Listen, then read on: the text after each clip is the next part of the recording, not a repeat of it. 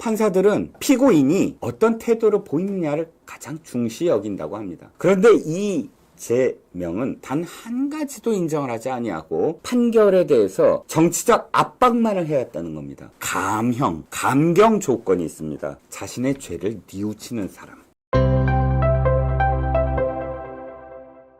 판사들이 두 눈을 감았기 때문에 이재명 선거법 위반 혐의가 징역형이 됐다. 무슨 뜻일까요? 아니, 눈을 감고 판결했는데 그러면 깜깜이 판결을 했다는 뜻이란 말이냐? 이렇게 들으실 겁니다. 아니요. 한쪽 눈만 감으면 편파적인 판결이 될 겁니다. 그런데 두 눈을 감으면 가장 공정한 재판을 할 수가 있습니다. 여러분들 법원에 가시면 조각이 있습니다. 그 조각상은 정의의 여신입니다. 정의의 여신은 한 손에는 저울과 한 손에는 칼을 갖고 있습니다. 그리고 눈은 가렸지요. 정의의 여신이 왜 두 눈을 가렸겠습니까? 바로 범죄 혐의를 받고 있는 사람이 어떤 사람인지 전혀 상관하지 않겠다는 겁니다. 야당 대표가 됐든 저작거리에 장삼이사가 됐든 전혀 상관하지 않겠다. 그 사람의 직위와 신분과 부에 있음과 없음과 이런 것들을 눈으로 보지 않겠다. 그 누구한테도 똑같은 판단을 하겠다. 이것이 두 눈을 가린 이유입니다. 그래서 법조계에서는 이렇게 얘기했습니다. 이번 한성진 판사와 이학인 주심 판사와 또 한 명의 판사, 이 세 명의 판사들은 두 눈을 다 가리고 판결했다는 겁니다. 즉, 이름을 가리고 순수한 법리적 판결을 내렸다는 것입니다. 대통령 후보 운운하는, 당대표 운운하는, 국회의원 운운하는, 전 경기도지사, 전 성남시장, 이런 직위, 현직과 전직의 직위를 전부 보지 않았다는 겁니다. 두 번째, 허위 사실의 이면에 있는 배경을 정확하게 들여다봤다는 겁니다. 허위 사실, 허위를 왜 이야기하는가? 거짓말을 왜 얘기하는가? 정확하게 당선을 목적으로 했다. 김문기 몰랐다. 백현동의 압박을 받았다. 그냥 몰랐다가 아니고 그냥 압박을 받았다가 아니라 당선되기 위해서 그런 거짓말을 했다는 것이고요. 그리고 가장 중요한 것 중에 하나가 재판에 임하는 태도를 봤다는 겁니다. 판사들은 이 피고인이 어떤 태도를 보이느냐를 가장 중시 여긴다고 합니다. 그런데 이 제명은 단 한 가지도 인정을 하지 아니하고 이 판결에 대해서 정치적 압박만을 해왔다는 겁니다. 재판장에선 아무 말도 않고 딴 얘기를 하다가 재판장 밖에만 나가면 기자들한테 정치적 표현으로 이 사건을 호도하고 또 자신이 대표로 있는 소속 정당의 당원들을 총동원해서 또는 국회의원들을 국정감사 등에서 동원해서 자신에 대한 무죄를 주장하는데 동원을 했다는 겁니다. 이런 것이 바로 상식 밖이다. 선거법 위반, 그러니까 선거법에 있어서 허위사실 공표의 위반 혐의에 감형, 감경 조건이 있습니다. 자신의 죄를 뉘우치는 사람, 그래서 자진 사퇴하는 사람, 스스로 자백을 하는 사람, 스스로 자수를 하는 사람, 이런 사람은 감경 요인이 있는 겁니다. 그런데 이재명은 도리어 무죄만을 주장하고 있다. 그러므로 이 태도가 바로 감액, 감경의 요소를 아예 없애버렸다라는 겁니다. 바로 이런 점에서 이번 판결은 두 눈을 감고 내린 판결이다라고 제목을 달아도 과언이 아니다 라고 저는 생각을 합니다. 자, 오늘의 이슈 세 번째로 넘어가겠습니다. 이재명의 1심 선고는 사실 선거법 위반에만 국한된 그런 선고가 아닙니다.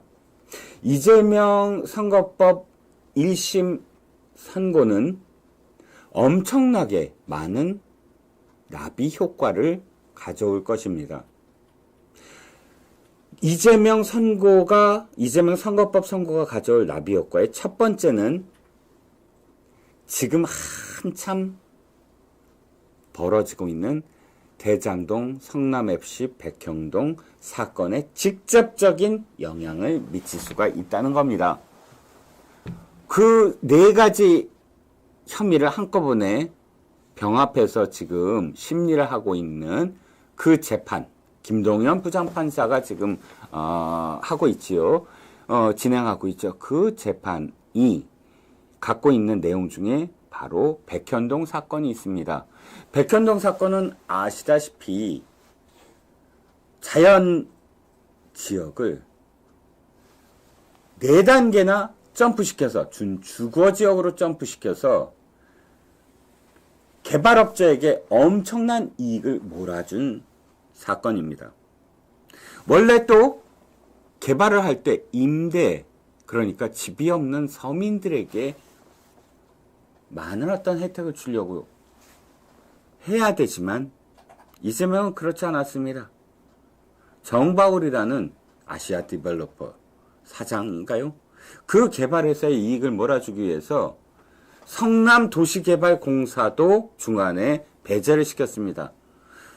성남도계공이 개입을 하게 되면 일정 정도는 시민들한테 나눠줄 몫을 가져가야 되거든요. 그런데 이번엔 정바울에게 모두 다 몰아주기 위해서 성남도계공도 유동규 모르게 그냥 아웃시켰습니다. 그런 다음에 임대와 관련된 부분을 다 축소시켜버리고요. 그리고 옹벽이 있음에도 불구하고 굉장히 리스크가 큰 지역임에도 불구하고 총 4단계 상향에서 엄청나게 개발 이익을 가져다 준 사건입니다. 누가 보더라도 기초단체장이 여기에 사인하는 건 엄청나게 나중에 비판을 받을 소지가 있습니다. 그러니까 이재명은 갑작스럽게 변명을 해야 됩니다. 아니요, 이건 국토부가 나한테 협박을 한 겁니다. 이걸 들어주지 않으면 혁신도시법에 나온 그것을 나온 부분 위반하는 것이므로 직무유기가 된다고 협박을 했습니다. 국감장에서 이렇게 정확하게 또렷또렷 얘기를 했습니다. 그런데 이번에 재판부, 선거법 선고를 한 재판부는 아니요, 그건 국토부의 협박이 아니었습니다. 국토부의 협박을 이재명이 직접 받은 것도 아니고, 아니 국토부가 지자체장한테 직접 전화 걸어서 이래라 저래라 합니까? 아니죠. 그 밑에 과장이나 국장한테 갈 거 아닙니까? 근데 그 어떠한 성남시 공무원도 저는 그런 내용의 공문을 받아본 적도 없고 그런 전화를 받아본 적도 없다라고 다 증언을 하지 않았습니까? 공무원끼리의 일은 전화로 하지 않습니다. 공문으로 합니다. 모든 공문들을 다 뒤져도 협박을 한 내용은 한 군데도 없습니다. 거짓말을 했다는 걸 판사도 정확하게 판결문에 적시를 했습니다. 그리고 이렇게 씁니다. 백현동 개발은 이재명 시장 스스로 판단해서 결정한 일이다. 이렇게 판결문에 적시를 했습니다. 이 내용은 나중에 백현동 사건에 그대로 영향을 미칠 겁니다. 물론 다른 재판이기 때문에 기속되지 않는다. 거기에 매여서 그 무조건 이 결과를 받아들이지 않는다라고는 할 수 있지만 그럼에도 불구하고 이것이 영향을 받지 않는다고 단언할 수는 없습니다. 같은 사건이거든요. 물론 혐의가 다를 뿐입니다. 그래서 이 판결의 판시를 그대로 적용을 하면 백현동 사건 재판에서는 할 말이 없었습니다. 이재명이. 이재명은 그 재판에서도 계속 나는 협박을 받았어요. 내가 그거 한 거 아니에요. 라고 주장을 해왔는데 스스로 판단한 거라며요. 라고 검찰이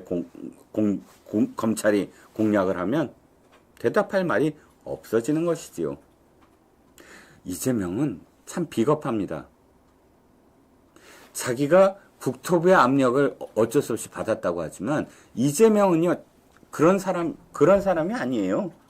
박근혜 대통령이 당시에 지방정부, 지방자치단체의 교부금과 관련해서 돈이 많은 그런 지자체보다 돈이 적은 그런 지자체에 좀 더 교부금을 많이 주겠다라는 지방재정법을 개정하려고 했거든요. 그러자 돈이 많은 분당을 갖고 있는 성남시장이나 수원시장이나 몇몇 개 시장, 부유한 시장들이 반대를 합니다. 그리고선 갑작스럽게 뛰쳐나가서 단식을 하죠. 아니, 자신 대통령 개정안도 단식을 통해서 반대를 하는 자가 국토부에 협박을 받아서 그대로 했다라는 게 말입니까? 밥입니까? 지 마음대로 활개치며 판을 치는 그런 자가 말입니다. 그리고 또 한 가지 생각을 해보세요. 만약에 옹벽이 무너져서 이 아파트가, 죄송합니다. 아파트 주민 여러분께는 만약이라는 거 붙일게요. 그것이 만약에 정말 사고가 난다 그러면 당시 성남시장 책임입니까? 아니면 국토부 압력이라고 해서 국토부가 책임져야 됩니까? 당연히 마지막 결제자인 성남시장이 책임져야죠. 그럼 국토부가 뭘 했든 성남시장이 이거 안 돼요 그러면 안 되는 겁니다. 자신의 공무원으로서의 생명이 걸린 일이에요. 그럼 자기가 책임지는 겁니다. 그런데 그걸 미룬다고요? 기초단체 공무원들이 웃습니다. 말이라고 하냐고 그거를. 그런데도 불구하고 이재명은 그렇게 주장을 해서 지금 1심 선고를 받았죠. 그러니까 이번 선거법 위반의 1심 선고는 백현동 사건에 직접적으로 영향을 미친다라는 겁니다. 이재명 스스로 판단해서 허가를 내준 것이므로 이재명이 백현동의 주범이다 라고 되는 겁니다. 그리고 이번에 28일 이건 사실 잘 몰랐었던 건데요. 11월 28일 백현동 사건의 브로커 김인섭이 선고가 나옵니다. 김인섭은 바로 브로커, 즉 이재명, 정진상, 이재명과 만나서 이거 그렇게 4단계 위로 올려줘. 하고 온갖 특혜를 다 청탁을 해서 받아낸 대가로 정박울한테 70억 원을 받은 혐의입니다. 이것이 만약에 선고가 유죄로 나오면 당연히 브로커의 청탁을 받은 이재명이 재판에서 영향을 미칠 수밖에 없지 않겠습니까? 그러니까 당연히 지금 이재명 백현동 재판 이재명 유죄를 예약한 그런 사건이 되고요.